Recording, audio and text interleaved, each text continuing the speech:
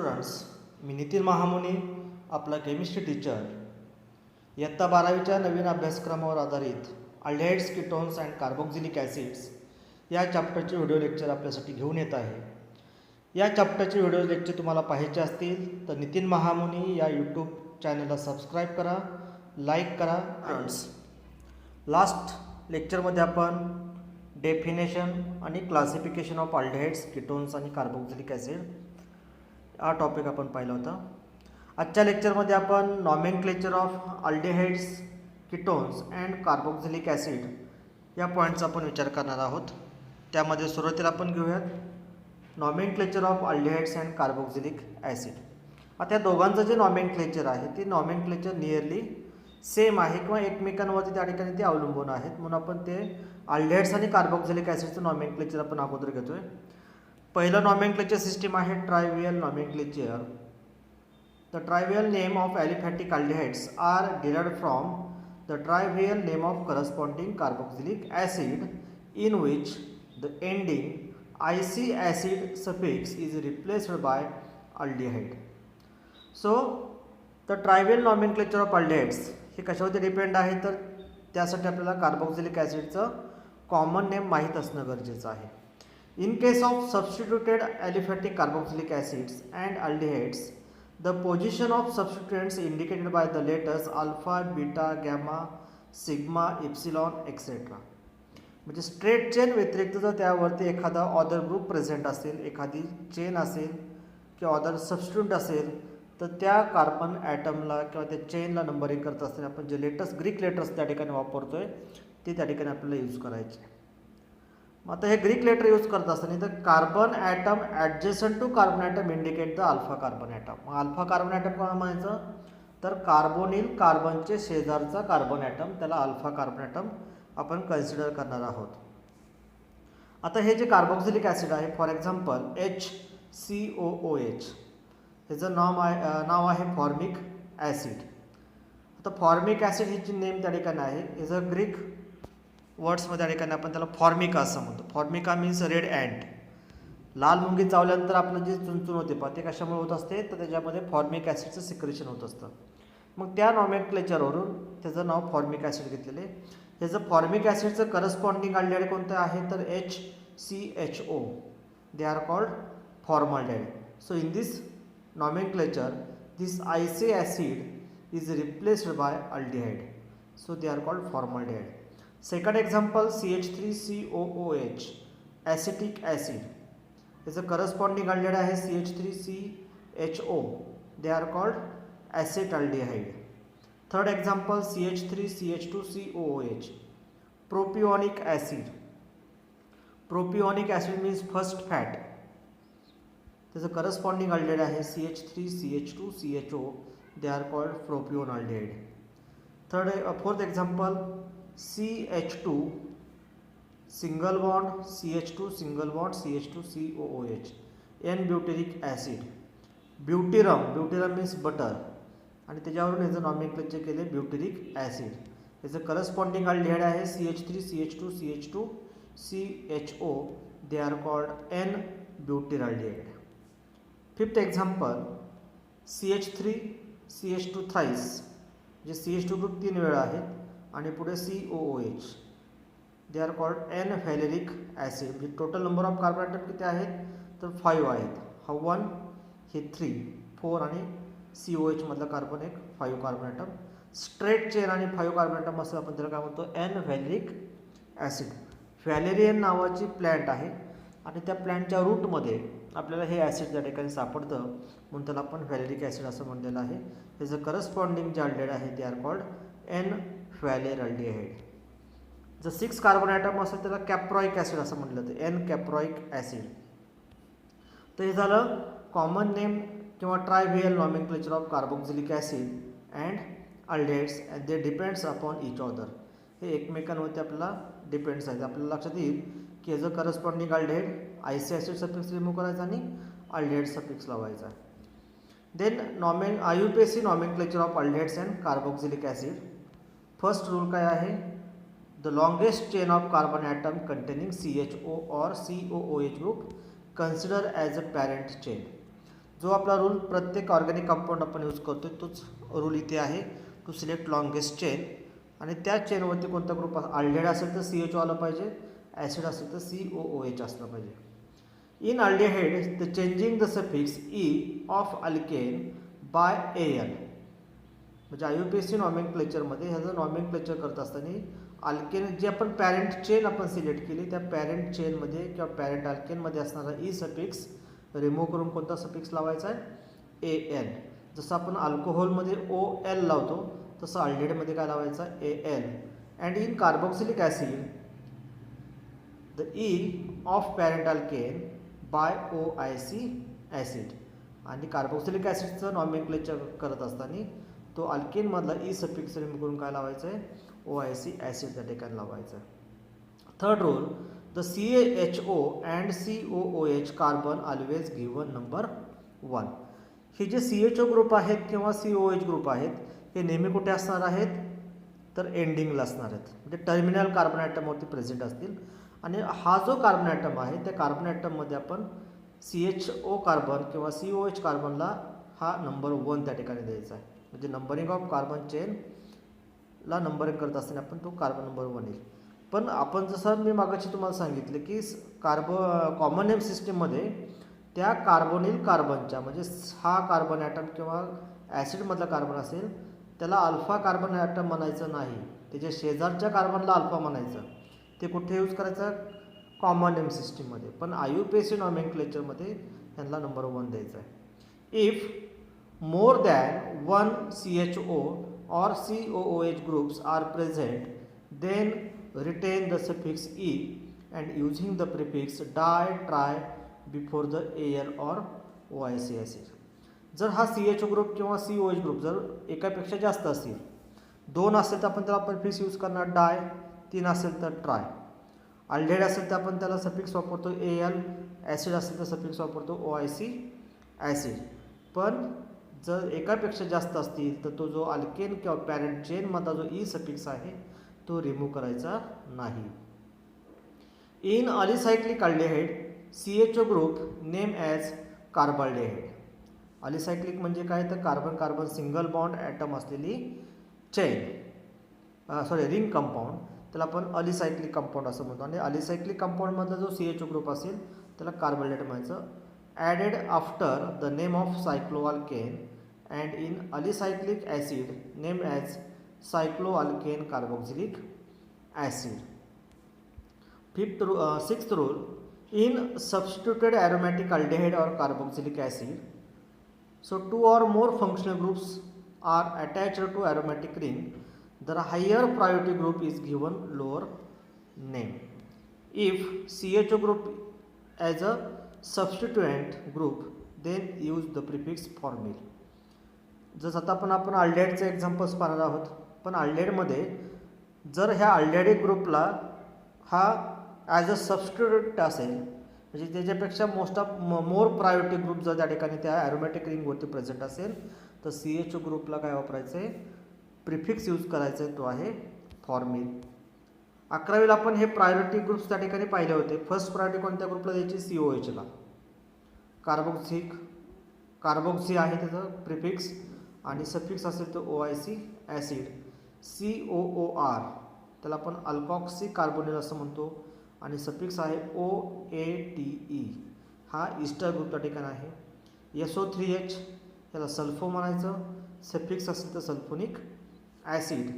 COX त्याला हॅलोफॉर्मिल group म्हणा म्हणजे oyl, OYL halides. CONH2 carbamoyl, suffix आहे अमाइड. CHO असेल तर फॉर्मिल किंवा आल्डो ग्रुप असं म्हणतो आपण, सफिक्स असेल तर AL. CN असेल तर सायनो, सफिक्स असेल तर nitrile. NC आयसोसायनो, आयसोनायट्राईल. C double bond O त्याला आपण किटो ग्रुप किंवा ऑक्झो ग्रुप असं म्हणतो, सफिक्स असेल तर ONE. OHला प्रिफिक्समध्ये हायड्रॉक्सी आणि सफिक्समध्ये ON. NH2 म्हणजे अमिनो ग्रुप आणि सफिक्स असेल तर अमाइन. OR ग्रुप अल्कॉक्सी, इथे सफिक्स वापरत नाही कारण हा नेहमी आपण प्रिफिक्स म्हणून त्या ठिकाणी यूज करतो. सी डबल बॉन्ड ओ हा नेहमी सफिक्स असतो ENE. C triple bond C हा YNE.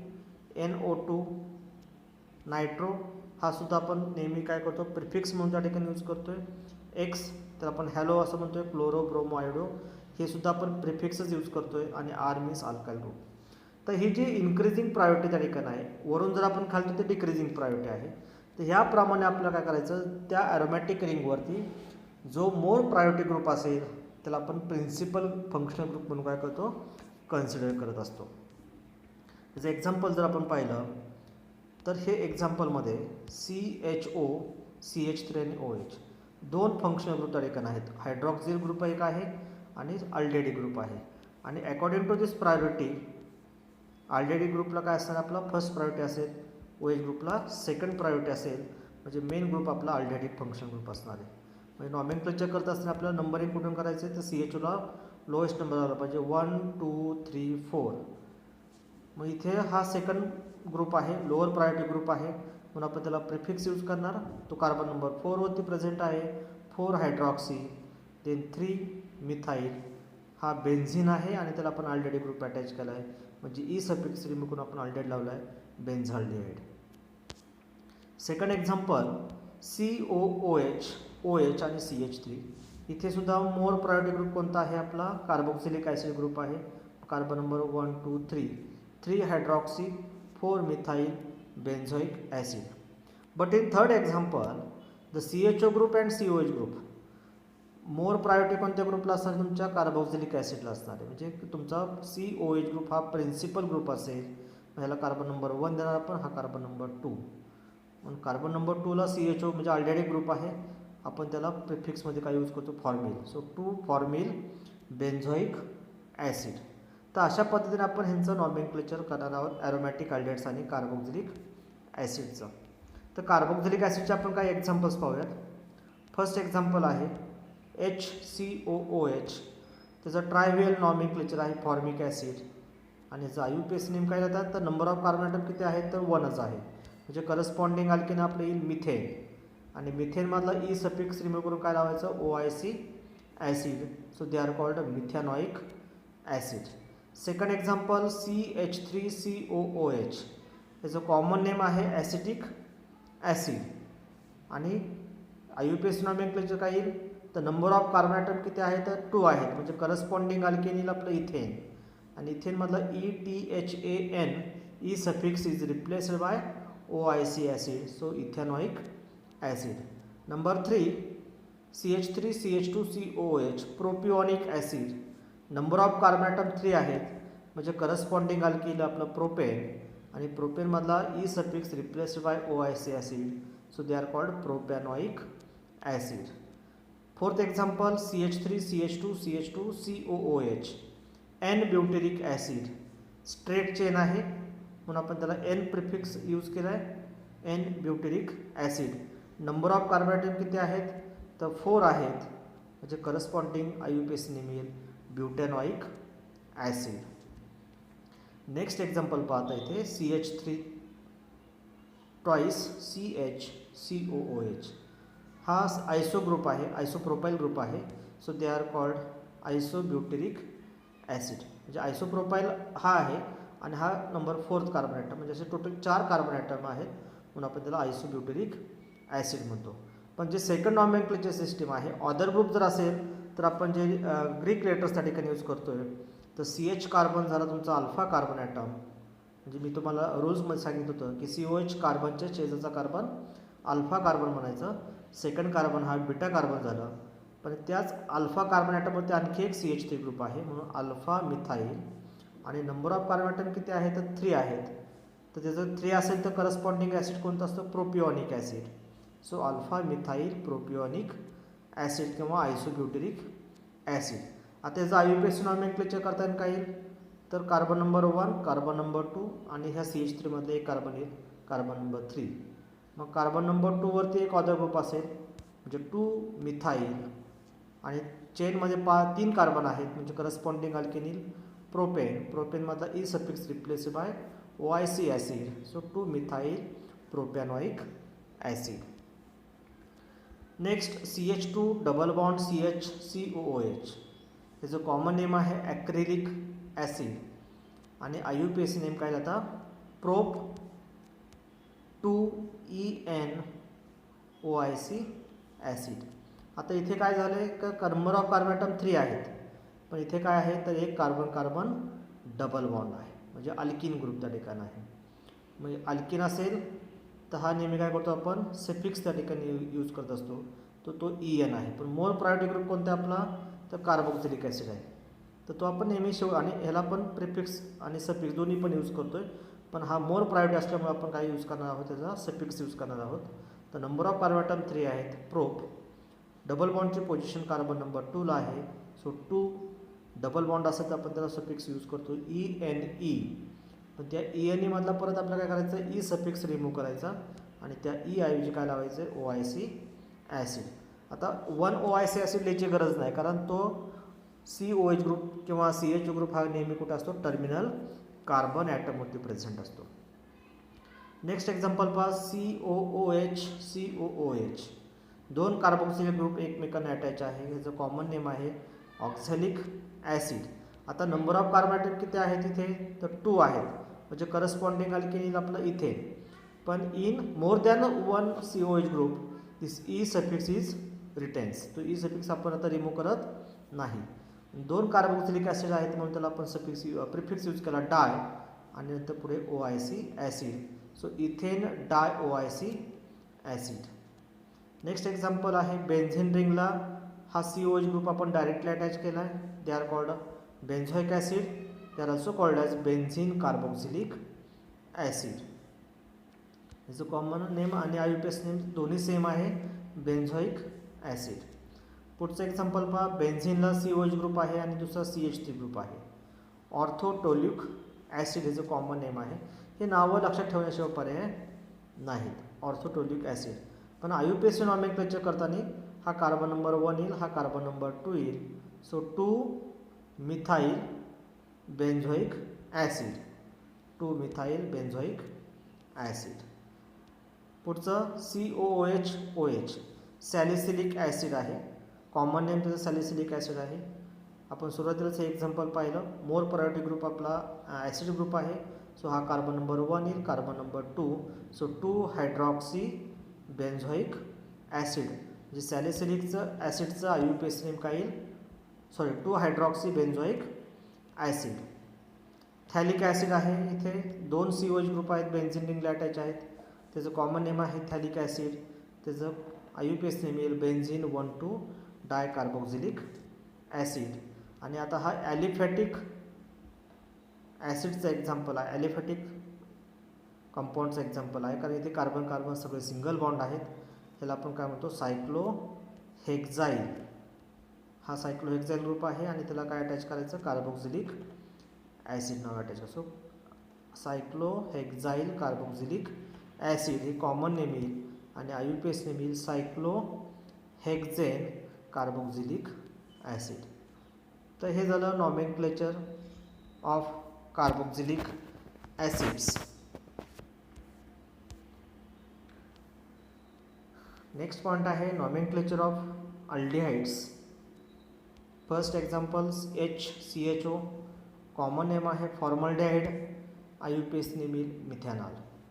आता मिथॅनॉल का म्हणले तर नंबर ऑफ कार्बन ॲटम 1 आहे, म्हणजे करस्पॉन्डिंग अल्केन काय येतं आपलं मिथेन येईल. आणि मिथेनमधला आपण ई सफिक्स रिमूव्ह करून काय लावणार आहोत तर AL सफिक्स त्या ठिकाणी लावतो आपण. So IUPAC name methanal. Second example CH3CHO acetaldehyde. ॲसिटाल्डिहाइडमध्ये कार्बन संख्या 2 आहे, म्हणजे करस्पॉन्डिंग अल्केन काय येईल इथेन येईल आणि इथेनमधला e suffix is replace by AL. So ethanal. तर थर्ड एक्झाम्पल CH3CH2CHO प्रोपिओन अल्डिहाइड.